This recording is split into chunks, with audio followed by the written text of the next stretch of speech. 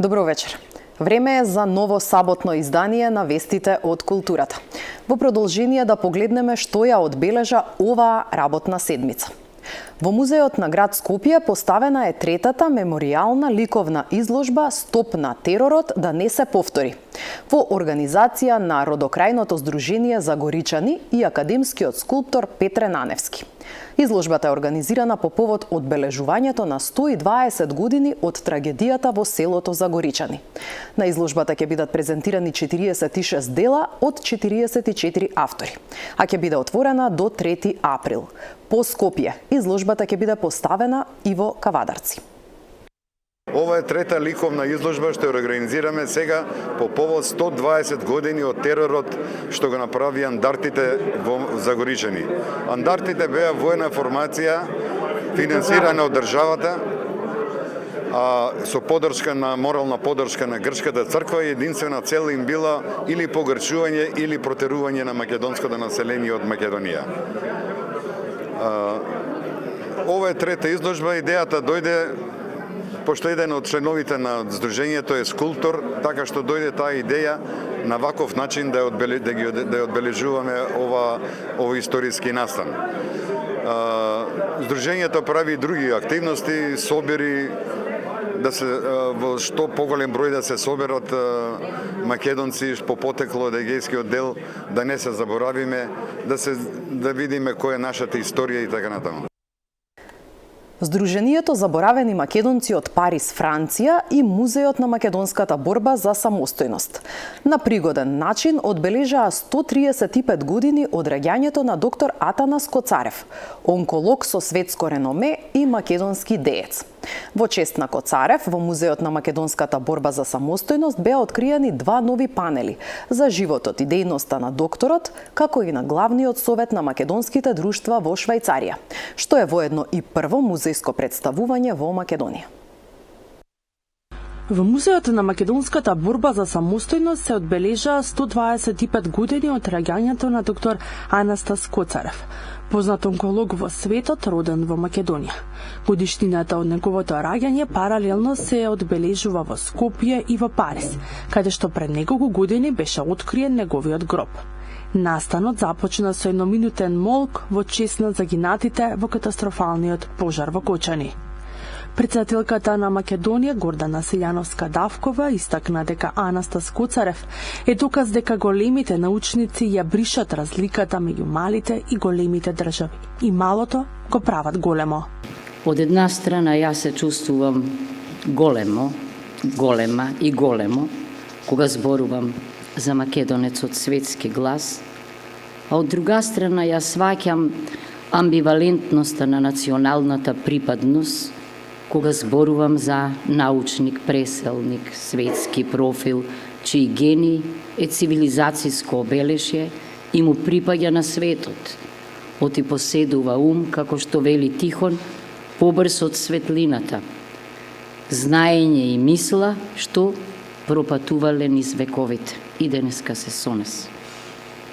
Јас си верувам дека и денес патува низ универзумот, формирајќи го Коцаревото македонско, француско, швајцарско созвездие. За ликот и делото на светски познатиот онколог од македонско потекло, доктор Коцарев, говореа и доктор Сонја Коцарева Трпезановска, внука на научникот и автор на публикација. Каде се наоѓа неговото вечно почивалиште, во Женева или Париз, и зошто овој голем научник, но и голем патриот е заборавен од својата татковина. Мојот драг братучет Климент Коцарев, после оваа објава во медиумите, ме израдува, бидејќи успеа да го пронајде одавна заборавеното писмо, испратено од вереницата на доктор Анастас Сесил Пинел до нашата фамилија, а во кое пишуваше за неговата прерана смрт и неговата големина како научник.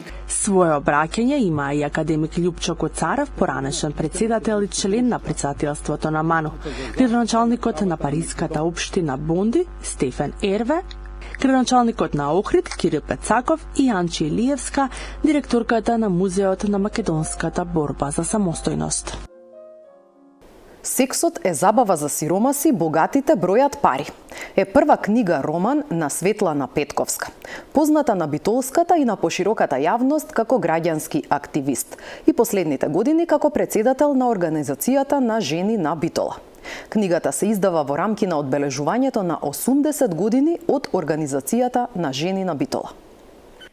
Книгата со провокативен наслов «Сексот е забава за сиромаси, богатите бројат пари» е интересен роман, првенче на електроинженерката Светлана Петковска од Битола, инаку родена Прилепчанка.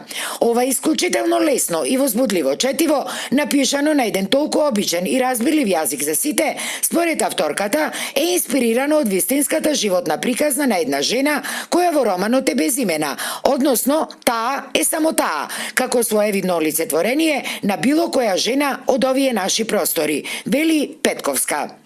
Оваа книга опфаќа една жена и нејзините проблеми. Додуша тоа е во 20-тиот век, но и овој век не е поинаков. Нејзините проблеми, мажена на 13,5 години и нејзиниот од потрњето. Многу ми е драго што читателите кои што ја прочитаа книгава, кажаа дека сочувствуваат со хероината на книгата која нема име, значи во сите страници на оваа книга таа нема име, туку ја ословувам едноставно со таа, бидејќи многу често сопрузите не ги викаат своите сопруги на име, туку со некои погрдни имиња или со нешто што не доликува за нив. За авторката, која инаку целиот свој живот, работејќи во невладиниот сектор, го посветила на проблемите на жените, но и на борбата за женските права, е особена чест и задоволство што ова нејзино првенче е преведено и на српски и бугарски јазик. Така, ова мое писание, вели таа, стигнува и до другите жени, а не само до македонските, што е исклучителна сатисфакција за мене и како жена, а и како авторка. Книгата «Сексот е забава за сиромаси, богатите бројат пари» по промоцијата во Битола неодамна беше промовирана и пред прилепската читателска публика, предизвикувајќи голем интерес, особено кај читателките, што за Петковска било јасен сигнал дека со пишувањето таа треба да продолжи и понатаму.